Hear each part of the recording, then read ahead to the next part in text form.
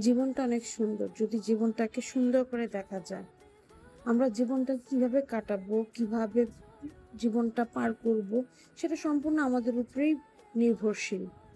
জীবনটা যদি সুন্দর করে দেখা যায়, জীবনটা যদি সুন্দরভাবে কাটানো যায়, তাহলে আসলেই জীবনটা অনেক সুন্দর। জীবনে দুঃখ, কষ্ট, রাগ, জিদ, আক্ষেপ সবই থাকবে। এগুলি জীবনের অংশ।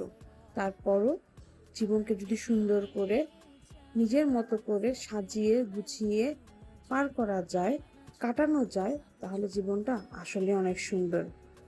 আমরা কত কষ্ট পাই, আমরা কত কিছু চিন্তা করি, কত মানুষ কত কথা বলে, কত কিছু হয়, কিন্তু এগুলোকে যদি আমরা মনে না লাগিয়ে, আমরা যদি এগুলো নিয়ে চিন্তা না করে যদি সামনে এগিয়ে যাই, তাহলে আসলে জীবনটা অনেক সুন্দর। এগুলো জীবনের অংশ। আর যদি নিজেকে আনন্দে রাখা যায়, তাহলে অন্যকেও আনন্দে রাখা যায়।